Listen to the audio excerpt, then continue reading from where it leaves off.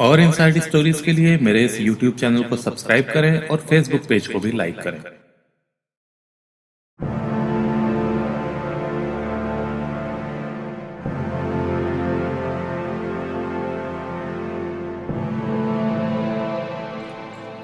उत्तर प्रदेश के कानपुर महानगर में कल्याणपुर थाने के अंतर्गत एक मोहल्ला है रोशन नगर।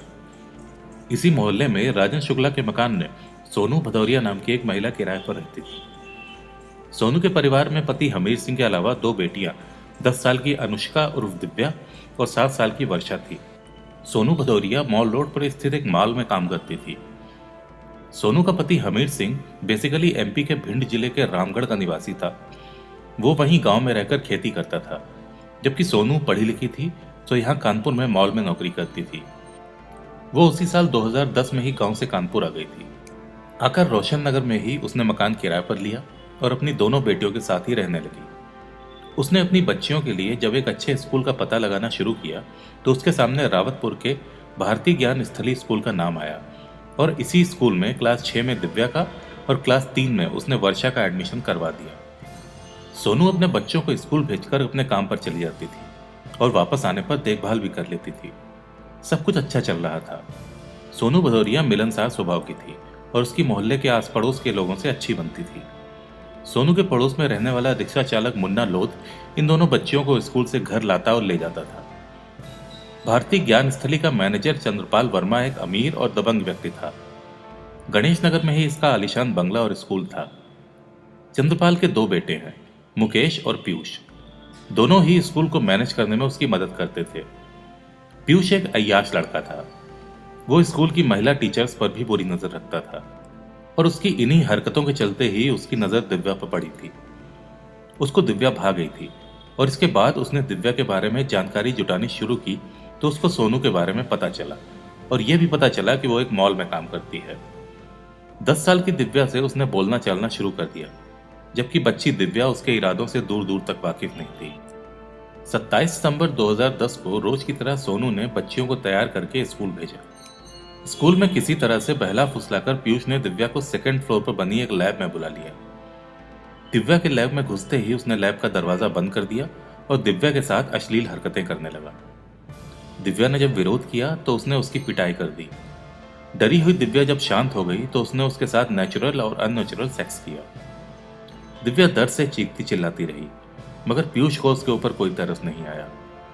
इस हैवान ने दिव्या के गुप्तांगों को बुरी तरह से जख्मी कर दिया और उसके चेहरे को भी दांत से काट लिया।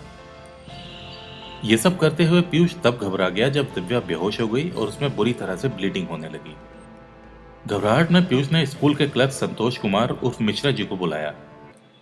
संतोष ये सब देखकर तुरंत समझ गया और ब्लीडिंग रोकने के लिए स्कूल की आया परवीन और माया को बुलाया, मगर ये सब मिलकर भी ब्लीडिंग को रोकने में असफल रहे। खून साफ करने के लिए दिव्या को लड़कों के बाथरूम ले जाया गया और वहां पर इन दोनों ने दिव्या के कपड़े भी बदले और पहले के कपड़े उसके बैग में रख दिए। इसके बाद संतोष, माया और परवीन दिव्या को उसके घर छोड़ाए। मकान मालिक राजन शुक्ला ने दिव्या को इस हाल में देखा तो वो घबरा गए और तुरंत ही काम पर गई सोनू को वापस आने को बोला। सोनू जब घर पर पहुंची तो उस समय दिव्या बेहोश पड़ी हुई थी। राजन ने बताया कि स्कूल वाले दिव्या को इसी हाल में छोड़कर बिना कुछ बताए चले गए हैं।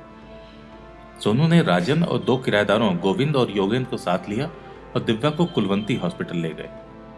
दिव्या की हालत देखकर वहां के डॉक्टरों ने उसे भर्ती करने से मना कर दिया। फिर वहां से 3 बजे उन लोगों ने दिव्या को कानपुर के हैलट या लाला लाजपत राय हॉस्पिटल पहुंचाया, जहां पर डॉक्टरों ने उसे देखते ही मृत घोषित कर दिया। ये खबर सुनकर सोनू गहरे सदमे में चली गई और स्कूल बैग हाथ में पकड़कर रोने लगी। तभी उसकी नजर बैग पर लगे खून के धब्बे पर पड़ी। उसने बैग खोलकर देखा तो उसमें दिव्या का खून से सना अंडरगारमेंट था। उसका माथा ठनका। फिर उसने दिव्या के शरीर को गौर से देखा तो पाया कि उसका नाजुक अंग खून से लथपथ था, जिस पर पट्टी बांधकर खून को रोकने का प्रयास किया गया था। स्कूल में बेटी के साथ हुए कुकर्म की आशंका से सोनू ने हंगामा खड़ा कर दिया। उसके पड़ोसी भी उसका साथ देने लगे। इस घटना और हंगामे की सूचना सुनते ही पुलिस भी वहां पहुंच गई। पुलिस ने किसी तरह से लोगों को शांत करवाया और आश्वासन दिया कि घटना की जांच होगी और आरोपियों को किसी भी हाल में बख्शा नहीं जाएगा। शाम 6 बजे सोनू की तहरीर पर स्कूल मैनेजर चंद्रपाल वर्मा और उसके दोनों बेटों पीयूष और मुकेश के खिलाफ कुकर्म और हत्या की रिपोर्ट दर्ज कर ली गई। रिपोर्ट दर्ज होते ही जब पुलिस ने स्कूल में छापा मारा तो वहां ताला बंद मिला। जब पुलिस चंद्रपाल के घर पहुंची तब तक पीयूष और मुकेश घर से फरार हो चुके थे। घर में मौजूद महिलाओं को पुलिस ने अपनी हिरासत में ले लिया और उससे स्कूल की चाबी निकलवाई। पुलिस ने जब स्कूल की जांच की तो वहां पर पीयूष की हैवानियत के सबूत मिलने शुरू हो गए। पुलिस को स्कूल की सीढ़ियों पर खून के धब्बे मिले और इसके अलावा लैब में भी कुछ धब्बे मालूम हुए जिनको पोंछा जा चुका था। एक कुर्सी पर भी खून लगा हुआ था। बॉयज बाथरूम में खून फैला था और यूरिन पॉट टूटा हुआ था। स्कूल में लगे सीसीटीवी कैमरों से भी छेड़खानी की गई थी और वो सबके सब बंद थे। एसपी के आदेश पर खून के धब्बों का सैंपल इकट्ठा किया गया था और शव को पोस्टमार्टम के लिए भेज दिया गया। मैनेजर चंद्रपाल वर्मा एक शातिर आदमी था। उसकी शासन प्रशासन में अच्छी पकड़ थी। उसने जब खुद को और बेटों को फंसते देखा तो पहले दिन से ही खुद को बचाने के लिए हथकंडे आजमाना शुरू कर दिया। उसने हर उस अधिकारी को प्रभाव में लेने का प्रयास किया जो इस मामले की जांच में शामिल हो रहा था। वो हर सबूत को मिटाने की कोशिश करने लगा और हर उस नेता को खरीदने की कोशिश भी करने लगा जो सोनू भदौरिया का साथ दे रहा था। चंद्रपाल के प्रभावों का असर सामने आने लगा था और शाम तक जो पुलिस सोनू के साथ खड़ी थी वो अचानक पलट गई। पुलिस अधिकारी ये कहने लगे कि यह मामला दुष्कर्म का है ही नहीं बल्कि दिव्या की मौत बीमारी के चलते हुई है। इसके लिए सीओ कल्याणपुर लक्ष्मी नारायण मिश्रा ने प्राइवेट डॉक्टर आभा मिश्रा को स्कूल में जांच के लिए बुलाया। आभा मिश्रा चंद्रपाल की रिलेटिव भी थी। डॉक्टर आभा ने अपनी जांच में सारा मामला ही पलट दिया। उन्होंने कहा कि दिव्या गर्भवती हो गई थी और गर्भ गिराने के लिए उसको कुछ गोलियां दी गईं जिससे उसकी ब्लीडिंग शुरू हो गई और एक्सेसिव ब्लीडिंग होने की वजह से उसकी मौत हो गई।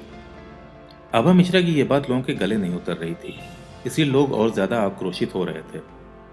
लोगों के गुस्से को देखते हुए 28 सितंबर 2010 को 3 डॉक्टरों के पैनल ने दिव्या के शव का पोस्टमार्टम किया और एक दिल दहला देने वाली रिपोर्ट सबके सामने आई। रिपोर्ट के अनुसार दिव्या के साथ कुकर्म किया गया था और उसके नाजुक अंग को नाखून से बुरी तरह से नोचा गया था। डॉक्टरों का मानना था कि कोई मानसिक रूप से विकसित आदमी ही इस तरह की हैवानियत कर सकता है। उसका निचला पार्ट बुरी तरह से फट गया था और यहीं पर ब्लीडिंग होने की वजह से दिव्या की मृत्यु हुई थी। पोस्टमार्टम हाउस में चर्चित महिला नेता पार्षद आरती दीक्षित और पार्षद गीता निषाद भी मौजूद थी। इन महिला नेताओं ने शव मिलने के बाद पोस्टमार्टम हाउस के बाहर ही सड़क जाम कर दी और आरोपियों की गिरफ्तारी की मांग की। जाम की खबर सुनते ही पुलिस ने लाठी चार्ज कर दिया, जिसमें ये दोनों महिला कार्यकर्ता भी घायल हुई, मगर इसके बावजूद पुलिस ने इन दोनों के खिलाफ मुकदमा दर्ज कर लिया। इस हत्या और कुकर्म की खबर जब अगले दिन अखबार में छपी तो लोगों के अंदर क्रोध और आग भड़क उठी। लोगों का गुस्सा पुलिसिया कार्रवाई पर था जो आरोपियों को बचाने पर जुटी थी। देखते ही देखते पूरा शहर मासूम को न्याय दिलवाने के लिए उमड़ पड़ा। पुलिस की कार्यशैली से नाराज लोगों ने आरोपियों को अरेस्ट करने के लिए कैंडल मार्च, जुलूस और प्रदर्शन का सहारा लिया। महिलाओं हो या बुजुर्ग, हर कोई हाथों में कैंडल लिए और बैनर लिए दिव्या को न्याय दिलाने के लिए सड़क पर उतर आया था। लोगों ने लाठियां खाई मगर मुहिम को कमजोर नहीं पड़ने दिया। नानाराव पार्क से जुलूस निकाला गया तो मॉल रोड के दोनों तरफ की सड़कें भीड़ से पट गई थीं। राजनीतिक दल, स्कूल के बच्चे, सामाजिक संगठन, व्यापारी, शिक्षक, कर्मचारी संगठन, श्रम संगठन और महिला संगठन दिव्या को न्याय दिलाने के लिए कुछ भी करने को तैयार थे। मोती झील में निकाले गए कैंडल मार्च की अगुवाई करने के लिए फिल्म इंडस्ट्री से महेश भट्ट भी आए थे और उनके आने के बाद तो पूरा शहर ही उमड़ पड़ा था। वो एक कैंडल मार्च ऐसा था जिसने पूरे शहर को आंदोलन की चपेट में ले लिया था। लोगों ने सोनू भदौरिया की आर्थिक मदद भी की और उसके अकाउंट में हजारों रुपए भी आ रहे थे। आखिरकार इस जनसैलाब के आगे पुलिस को झुकना ही पड़ा और फिर पुलिस ने मैनेजर चंद्रपाल और उसके दोनों बेटों पीयूष और मुकेश को अरेस्ट करके जेल में भेज दिया। मगर चंद्रपाल के प्रभाव में पुलिस का खेल अभी भी चालू था। इंस्पेक्टर अनिल कुमार ने सोनू भदौरिया के घर के पास रहने वाले एक किन्नर काजल पर जुर्म कबूल करने का दबाव डाला। उसको टॉर्चर किया मगर जब बात नहीं बनी तो उसको छोड़ दिया। इसके बाद पुलिस ने सोनू भदौरिया के घर के पास रहने वाले एक रिक्शा चालक मुन्ना लोध को टारगेट पर लिया। 6 अक्टूबर को उसको दिव्या के रेप और मर्डर के केस में अरेस्ट कर लिया गया। मुन्ना लोध मूल रूप से उन्नाव जिले के सराय गांव का था और अपने रिक्शे से बच्चों को स्कूल पहुंचाता था। मुन्ना लोध सोनू भदौरिया की मदद करता था। इन्हीं मधुर संबंधों को जोड़कर एसएसपी लाल बहादुर श्रीवास्तव, सीओ लक्ष्मी नारायण मिश्रा और इंस्पेक्टर अनिल कुमार सिंह ने अजीब सी कहानी गढ़ दी। इस कहानी के अनुसार मुन्ना लोध के सोनू भदौरिया से अवैध संबंध थे। वो उसकी बेटियों दिव्या और दीक्षा की देखभाल भी करता था और इसी बीच दिव्या से भी उसके संबंध बन गए थे। इन्हीं अवैध संबंधों के चलते दिव्या गर्भवती हो गई। इसकी जानकारी जब मुन्ना को हुई तो वो घबरा गया और मेडिकल स्टोर से गप गिराने वाली गोलियां ले आया। घटना वाले दिन उसने दिव्या को वो गोलियां खिला दी और स्कूल छोड़ आया। गोलियां खाने से दिव्या की ब्लीडिंग शुरू हो गई और बहुत ज्यादा खून बहने की वजह से उसकी मृत्यु हो गई। पुलिस ने मुन्ना को 3rd डिग्री टॉर्चर करके यह जुर्म कबूल करवा लिया था कि उसके सोनू और दिव्या से नाजायज संबंध थे। दिव्या के रेप और मर्डर की बात कबूल करवाकर उसे कानपुर कोर्ट में पेश करके जेल भेज दिया गया था, लेकिन पुलिस की कहानी को सोनू ने सिरे से खारिज कर दिया था और कहा कि मुन्ना बेगुनाह है और पुलिस उसे झूठा फंसा रही है। मीडिया ने मुन्ना लोथ की गिरफ्तारी पर उठे संदेह को छापा तो पुलिस तिलमिला उठी। सोनू और उसकी बेटी के चरित्र हनन और मुन्ना लोथ को झूठा फंसाने के लेकर शहर की जनता में फिर से गुस्सा फूट पड़ा और अब उन्होंने पुलिस के खिलाफ मोर्चा खोल दिया। सोनू भदौरिया की मदद को जो भी आया, पुलिस अफसरों ने उसे प्रताड़ित किया और झूठे मुकदमे में फंसवा दिया। महिला दरों शालिनी साहे सोनू को डराती थी कि वो केस वापस ले ले और शहर छोड़कर वापस अपने गांव चली जाए। सोनू के मकान मालिक राजन को भी पुलिस ने बोला था कि उसको घर से निकाल दे। राजन के अलावा सोनू के पड़ोसियों को भी पुलिस ने पूछताछ के नाम पर प्रताड़ित किया था। पुलिस इतना फ्रस्ट्रेट थी कि पुलिस की छवि खराब होने के चलते अखबार वालों को धमका रही थी। फिर भी अखबार वाले इस खबर को प्रमुखता से छाप रहे थे। आखिरकार ये मामला सड़क से संसद तक भी पहुंच गया और प्रदेश की राजधानी लखनऊ तक गूंजा। सांसद राजा रामपाल ने दिव्या कांड का मामला संसद में उठाया तो उत्तर प्रदेश के राज्यपाल को भी इस मामले से अवगत कराया गया और उन्होंने तुरंत कार्रवाई करते हुए मामले को लखनऊ के सीबीसीआईडी को सौंप दिया। यही नहीं, तत्कालीन मुख्यमंत्री मायावती ने भी मामले को उलझाने वाले आरोपियों की मदद करने वाले पुलिस अफसरों पर बड़ी कार्रवाई की। डीआईजी प्रेम प्रकाश का ट्रांसफर कर दिया गया और उनके खिलाफ जांच बिठा दी गई। एसपी लाल बहादुर, सीओ लक्ष्मीनारायण मिश्रा और इंस्पेक्टर अनिल कुमार को तत्काल सस्पेंड कर दिया गया। सीबीसीआईडी के हाथ केस आने के बाद भी सोनू आश्वस्त नहीं थी। उसका कहना था कि अभी तक की जांच में उसने पुलिस और अन्य अधिकारियों का जिस तरह का रवैया देखा है, उसके देखते हुए वो सिर्फ और सिर्फ सीबीआई जांच चाहती है और सीबीसीआईडी पर भी उसको भरोसा नहीं है। यहां तक कि सोनू ने प्रारंभिक जांच के दौरान सीबीसीआईडी का सहयोग भी नहीं किया और उनके सवालों से दूरी बनाए रखी। मगर सीबीसीआईडी इंस्पेक्टर AK सिंह ने अपनी टीम के साथ बारीकी से जांच शुरू की। उन्होंने स्कूल जाकर छानबीन की और खून के नमूने कलेक्ट किए और उसके अलावा दिव्या के कपड़ों से मिले स्पर्म का भी सैंपल लिया और इस सैंपल का मिलान करने के लिए 13 लोगों के नाम अर्जी डाली। अर्जी मंजूर होने पर 9 नवंबर 2010 को सीबीसीआईडी ने अदालत के आदेश पर चंद्रपाल वर्मा, मुकेश वर्मा, पीयूष वर्मा, संतोष और मुन्ना सहित 13 लोगों के सैंपल अदालत में लिए। सैंपल की जांच रिपोर्ट आने पर पीयूष का सैंपल दिव्या के स्कर्ट में मिले सैंपल से मैच हो गया।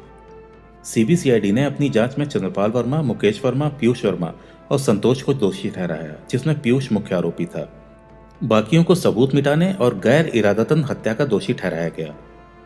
सीबीसीआईडी को मुन्ना के खिलाफ कोई सबूत नहीं मिला, इसलिए उसको छोड़ दिया गया। 11 जनवरी 2011 को सीबीसीआईडी ने डीएनए रिपोर्ट के आधार पर पीयूष वर्मा और बाकियों के खिलाफ चार्जशीट सबमिट की। सोनू की तरफ से यह केस अजय सिंह भदौरिया और संजीव सोलंकी ने लड़ा। अजय सिंह ने आर्थिक रूप से कमजोर सोनू भदौरिया का केस बिना किसी फीस के लड़ा था। केस के हाईकोर्ट में जाने के 2 साल बाद पीयूष के अलावा बाकियों को जमानत पर रिहा किया गया। सीबीसीआईडी ने कोर्ट के सामने केस को रेयरेस्ट ऑफ द रेयर बताते हुए आरोपियों के लिए फांसी की सजा की मांग की। जज ने दोनों पक्षों की बहस सुनने के बाद पीयूष को आजीवन कारावास की सजा सुनाई और 75,000 का जुर्माना भी लगाया। बाकियों को 1 साल 3 महीने और 21,000 के जुर्माने की सजा दी गई।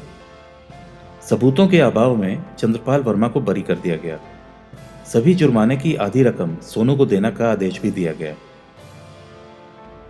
दिव्या रेप का फैसला आने में 8 साल का समय लगा और इसका मुख्य कारण था बहुत ज्यादा गवाहों का होना।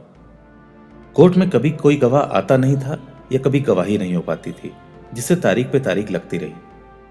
यह मुकदमा 4 कोर्टों में ट्रांसफर हुआ और पूरे मुकदमे के दौरान 7 जज भी बदले गए। कोर्ट का फैसला आने के बाद भी सोनू भदौरिया खुश नहीं थी। उसकी अभी भी मांग है कि पीयूष को फांसी मिलनी चाहिए।